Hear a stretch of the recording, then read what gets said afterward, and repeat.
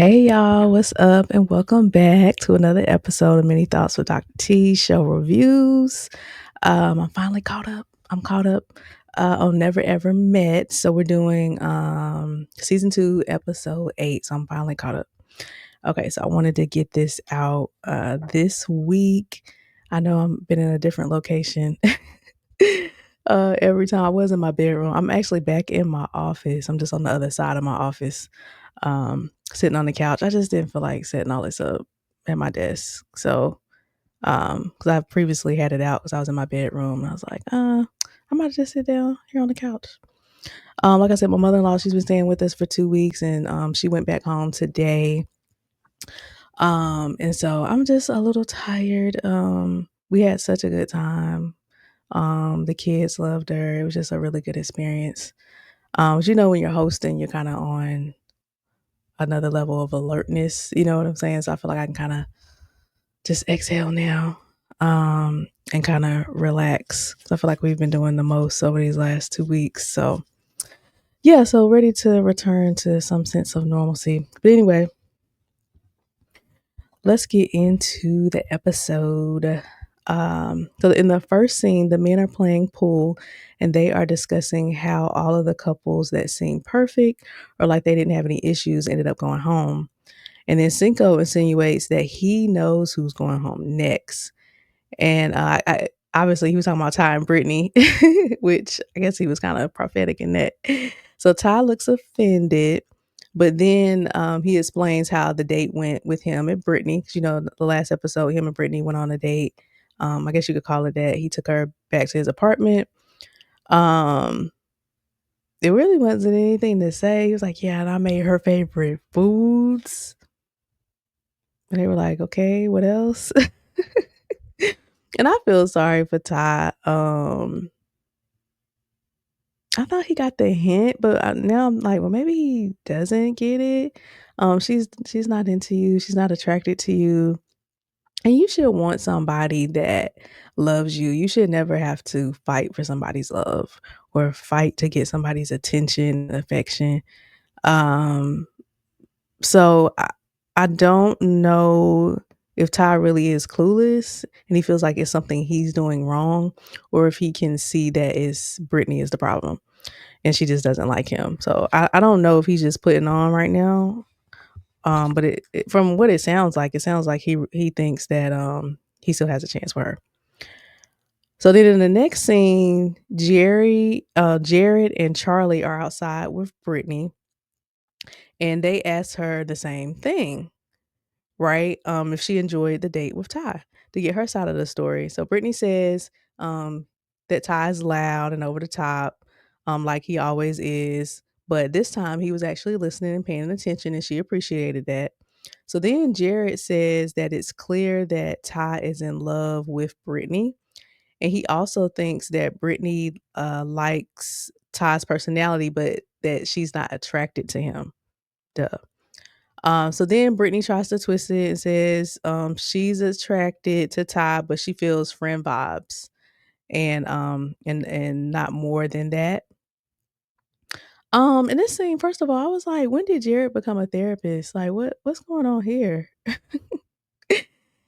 He was like, yeah, because see, I can see that your love language or Ty's love language is affection and touch, and he's not receiving that from you. And see what you and I was like, Jared, what is going on? Who are you? um Yeah, I think production set this up because it was just too staged, and Jared was saying all that stuff. Um, but it's Ty and Brittany. I don't even know why we keep talking about them. We clocked that from episode 1. She's just not attracted to him. That's really the bottom line. It's really not even that deep. Um, but I was surprised that Jared just came out and said it because I know we kept saying like she's not attracted. So it was surprising to hear somebody in the house like, okay, it's not just me tripping. Like other people are saying that she's not attracted to him as well. But Brittany keeps doing this thing. This was kind of a theme throughout the episode where she's trying to tell her, I guess she's telling herself that she's quote unquote protecting Ty's feelings or something. So she's like, "Oh no, I am attracted. Oh, I just need a little time. I'm gonna get there." And it's like, why are you doing that? Like, you can just go home. It's okay. Yeah, she was doing that throughout the whole time, um, saying that she was protecting his feelings and essentially lying to everybody and lying to herself.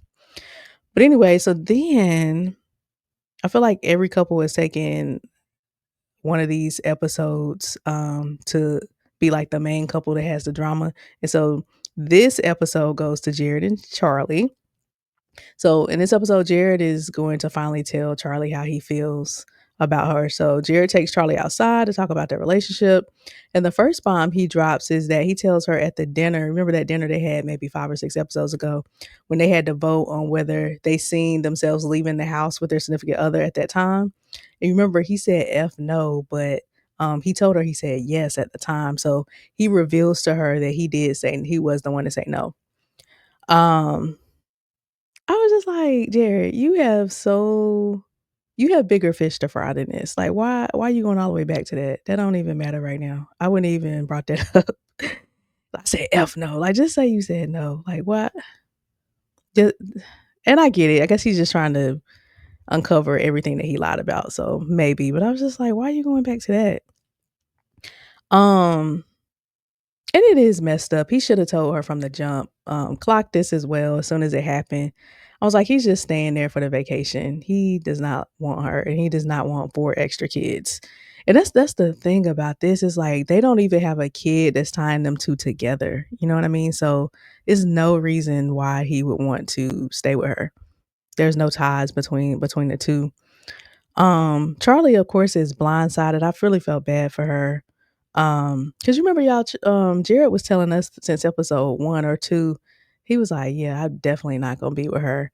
I'm just trying to, have sex with her, essentially," which is very sad, and we said that, so Charlie is blindsided. She thought they were fine because that's what he kept telling her. Although, I also was like, "You should be concerned," cause any natural person is gonna be like, "Say what now? You got 3 kids, you didn't tell me?" Like, you're gonna be mad about that. So the fact that he wasn't upset, he wasn't mad, he didn't ask any questions, that shoulda set off some alarm bells in her head, but I think it was one of those things where she just kinda wanted to, be in delusion. You know, sometimes we do that. Like, we know things aren't the way they should be, but it's like, "Let me just keep my head down and pretend and ride this out," and I think that's what she did. I think she knew that it was unlikely, but he was lying to her and telling her it was everything was okay. Um, and then the other thing that's funny, it's not funny, but Jared is such a good communicator, and you could see this in the previous scene when I was saying he was being like a therapist or whatever. And good communicators get on my nerves because it's hard to have an argument with him. Because he's just so emotionally intelligent. He's just like, yeah, what I did was wrong and I shouldn't have done that to you. And I'm a messed up person because of that. And it's like, dang, what I'm gonna say? Oh, they know when to pause, they know when to take the blame. So they really didn't argue because it was, it's hard to get in an argument like that. So that was the first bomb. Then Jared says his original intentions was to come to the house and convince Charlie and her one child to move with him to South Carolina. But once he found out she had 3 additional children, he didn't think he was ready for that or could take on that. Um, and like I said, I can only feel so sorry for Charlie because she shouldn't have lied about those kids. That's so crazy. How you gonna lie about your kid? And 3 of them at that. Like, it's bad enough she was lying about this newborn or whatever, not less you lying about 3 other kids. Like, so it's like I can't really feel too bad for her. Um, and then to my point, Jared admitted that he just came on the show and just wrote it out for the free vacation as I thought. Um And like I said, Jared, it's so messed up. He's such a good communicator because Charlie says, "So your plan was just to string me along, the whole time?" And he was like, "Yes, yes, it was." I was like, "Dang, what you gonna say?" Because normally a guy is gonna be like, "Nah, baby, it wasn't even like that. Like when I first came, I really had thought," and then you can get into a good back and forth argument. But he was like, "Yeah, that's exactly what I plan to do."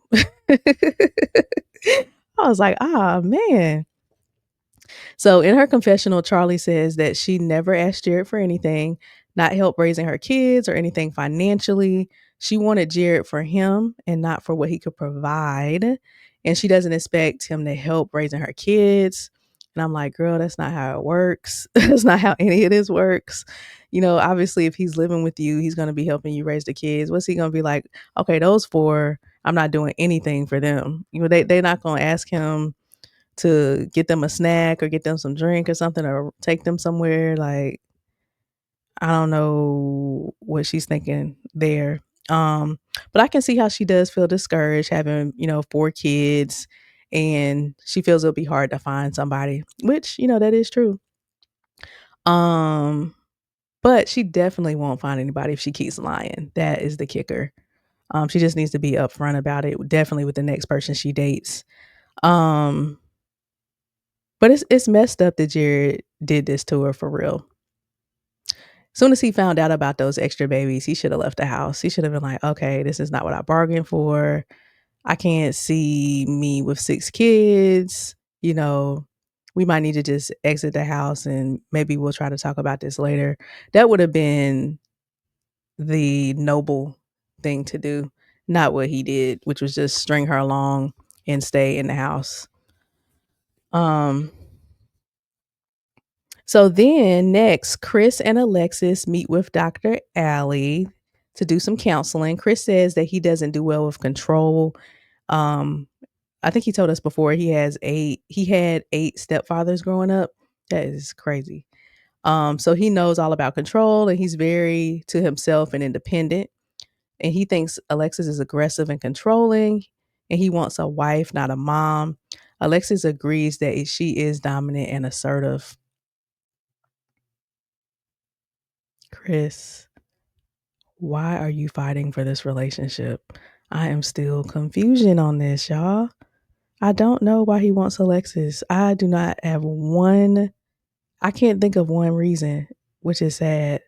I haven't heard him say one positive thing about Alexis. Every time he mentions Alexis' name, the next thing he says is controlling, assertive. Since episode 1, like it's been consistent. He has had an issue with her. So, and I just haven't heard him say, yeah, but she at least she does this, and I love how she does this, and like I haven't heard anything. I don't know what's happening here. Um, and then Alexis just owns it. I love it. She's like, yeah, I am. I'm dominant. I'm assertive. That's me. This relationship is not going to work. I think we've said that a million times. But I do think that Chris needs to heal from this whole control thing before he goes into another relationship. Because you can look at anything as being controlling. Just like when he said she offered to wash his clothes. He's like, oh, she's trying to control me. That could be a really big problem. So he really needs to go to therapy and really uncover that whole piece and just understand what he needs to do to get past that. Because I think he'll not only with Alexis, but in any future relationship that's gonna come up, and he's gonna always be thinking somebody's trying to have some type of control over him for some reason. Um, and then for Alexis on her end, I think she needs a guy that's more laid back. Like there are guys that are more soft spoken and more willing to let the woman take the lead and make a lot of the decisions and handle the finances and all that type of stuff. So that's who she needs to be looking for. She doesn't need to be with a type A manly type guy. You know what I'm saying? So and that's what I always say, like, you gotta know yourself before you date somebody, and looking for somebody is like, who's gonna be most compatible with you and your personality type, So Alexis needs if you know you're this controlling type of person, you need to find a guy that's a little more soft spoken. Chris is not loud per se, but with him having the whole controlling issue, like they're just so not compatible. So then Dr. Allie asked about that same game. I don't know why everybody kept talking about this dinner thing on this episode. So Dr. Allie asked about the game at dinner when they had to say if they would leave their significant other. And Chris did say no, but I think he told Alexis yes at the time. So production set him up because Dr. Allie wasn't there. She don't know that. So they told her to say that to set Chris up. Um, they trying to start the mess. So Alexis looked like she was surprised that Chris said no. Um, and that was kind of the end of the therapy session. Again, I don't think this therapy session solved anything. Normally, with the therapy sessions, you'll see a light bulb go off for one of them or both of them. But I didn't really see, unless they didn't show us everything, I didn't see any aha moments for either one of them. So that was that. So then we get to the good part. So Jared's sister, her name is Jules, comes to the house. This mic is heavy, y'all. I don't know why I'm holding it like this. I probably need to. I'm gonna be at my desk the next time so I can hook it up. This thing weigh like 5 pounds. Goodness. Okay. Um, where was I? Okay, so yeah, so Jewel comes and he explains to her how Charli was hiding the three kids. So this is his sister's first time hearing this, and how when he heard that he was checked out, but he decided to stay in the house. And like I said, when the family comes, I'm always listening to hear, are they gonna take their brother, sister, best friend's side, or are they gonna be on the side of right? So I wanted to hear what angle she was gonna take, because Jared is not all the way clean himself, you see. Um, so I didn't hear her come down on him at first. She was, of course, was very shocked about the kids. Um, but that's about all she kind of said for then. So then Charlie's best friend comes to the house, and of course Charlie tells her how Jared was also hiding a child. And then her friend was like, "What is wrong with you?" Then she tells her about the bombshell that Jared dropped on her that earlier that day about him not wanting to be with her and take on her additional kids. And she really didn't say anything. She was just asking her kind of follow-up questions, but she really didn't state her stance on anything. Um so then we cut to Alexis. She is going to plan a date for Chris and ask him to wear some athletic wear. And she says she's decided to plan the date because she was caught off guard with some of the responses that Chris had when they were outside with Dr. Allie. Alexis, you are lying. There's no way you were caught off guard by anything Chris says, because he says it all the time. How many times has he said that she's controlling and aggressive? I mean, he said that literally every episode. And I know he said it in front of her because we've seen it. So I don't know why she would have been surprised by anything. Again, like I said, unless there was something else that the cameras didn't show us that he said. But I can't imagine how she would have been shocked by anything. But I guess, I don't know. I'm starting to wonder about Lexus too. So she decides, okay, let me plan this date to kind of show him that, I can be like the sweet wife that he needs, I guess. I don't know.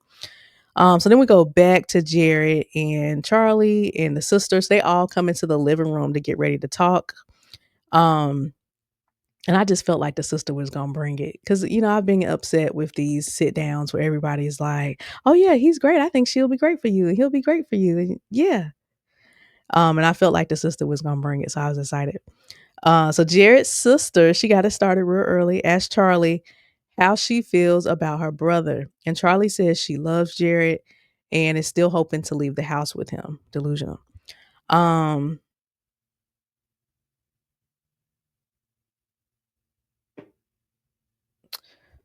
so then Jared's sister, it was funny because it's like it was her interview. She just kept going and going and going. So she asked her that. So then she came back and she asked Charli, why did she lie about the kids? So Charli said she didn't want Jared's perception of her to change if he knew she was a single mother to 3 kids at the time. She says she doesn't need a man and she makes plenty of money and does well on her own. Um, and this just goes to show like you can have all the money in the world and your self-esteem can still be in the gutter. You know what I mean? So it's never about money, and money doesn't determine self-worth. Like you have to find that within yourself. And that's what Charli needs to do. She's defining herself by being a baby mama to these 4 kids. Um, and I mean, part of her that is correct. Yes, it is gonna be tougher for you to find somebody, but that doesn't mean you have to think lesser of yourself or lie, to get a man. And like I said, the sister just kept right on rolling. She not letting anybody say anything. So then she asked Charli how she felt about that game they played at dinner. I don't know what it is about this dinner thing. Production was gonna make sure everybody remembered about this dinner game that happened like episode 2. When she found out that Jared actually said no, he didn't want to leave the house with her. So Charli says she was really mad because he lied, and that was the reoccurring theme with Charli. I don't. She says she would have been hurt if she knew he said no, but at least he would have been truthful. So her biggest complaint with him is like, dang, why did you lie to me? Why wasn't you just upfront with everything? Why are you telling me this now? Um, so that was real. And then Jewel just keeps going. And she said it was delusional for Charli to think that she was going to drop 4 kids on him and he was going to be cool with it.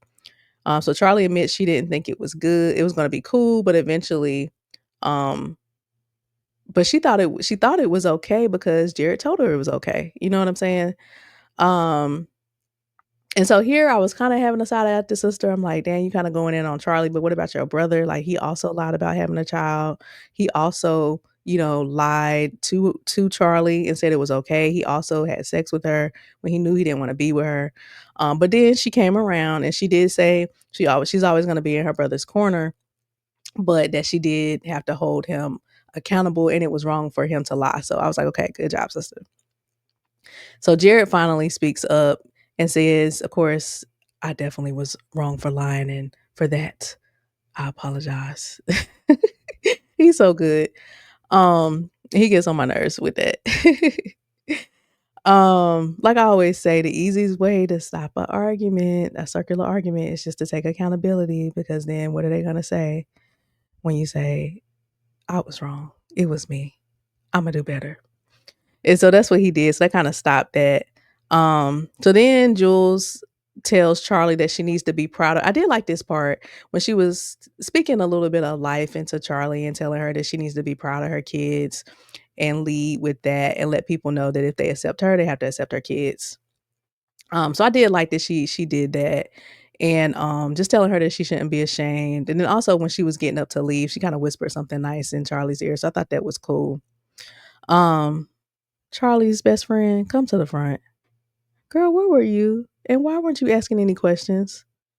Jared should have been on the hot seat as well, not just Charlie. You asked nothing. Again, like I always say, unless they cut it out and we didn't see it, I don't feel like they would have done that. I mean, I think they would at least let us see one question you asked. Like, you just sat there. I would have been mad at my best friend. Like, all right, why did you come? Both people need to be on the hot seat at some point, and she said nothing. So Jared got to skate essentially.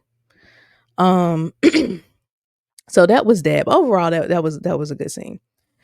So then Alexis plans a date for Chris at the boxing gym. It went good overall. And Chris was really happy with the effort. It seemed really fun. I like stuff like that. So they went to the Mayweather boxing gym. And I was gonna say it was really nice to see Chris's mood change. That was like the probably the happiest that I've seen him in all of the episodes. You could tell like he really genuinely was happy. That she did I don't know if it was that she set up the date or that she was into it and willing to follow instructions and stuff because he brought that up. But his relationship still isn't gonna work. And I don't mean this in a bad way, but it was kind of an act by Alexis. Not an act, but she was intentionally trying to do that. But what happens when we're back at home and we're just back being our regular selves, you know what I'm saying? I don't think that's something that she can keep up because you just are who you are, you know? Um, and I feel like they're both just trying to force it. So although I'm happy they had this great day, I'm happy Chris was happy, but I don't think it's gonna change their dynamic much. So then the last scene, they play a game after dinner. These games after dinner always go wrong, y'all. Where they ask a question and their significant other has to answer it. So the question for Brittany is and Ty is, do they see themselves having sexual chemistry with each other since they have not done that yet? And Brittany takes forever to answer. And then she finally says yes because she doesn't want to hurt Ty's feelings. But I'm like, Brittany, taking forever is essentially saying no. Like, you're missing it, honey. Ty says no very quickly because of course he felt played. Her whole thing was I don't want to hurt his feelings, but then she was like, ooh, do I gotta answer that? Why I gotta answer that? What? Huh? Okay, yes. I'm like, Brittany. So then, of course, Ty was like, I guess no then. So Brittany's upset. She gets up and goes into the kitchen. And then her and Ty end up having a big argument. And it's just like, Brittany, go home. Go home, girl. Just go ahead and go home. You're so confusing. One second you're mad because he's not giving you enough attention and affection. Then the next second you mad because he's giving you too much attention and affection. Um, and then like you don't really want to be with him. You're not really attracted to him, but you're telling everybody you are, and you just need time, and you are just confusing. And once again, I don't know why you're fighting for this relationship. Y'all, none of these relationships look like they're gonna work. I was gonna say Cinco and Jay, but it looks like they're gonna be in an argument next episode over because I think she lives in LA, he lives in Atlanta or something. So I don't know, man. It seems like a lot of these couples are fighting for relationships. It's like these are not the only people in the world. Like, just say we tried, it's not gonna work. But yeah, Brittany and Ty are done. I'm hoping Ty just cuts bait and I'm hoping he packs his bags and leaves and is not trying to negotiate with her because she doesn't like you.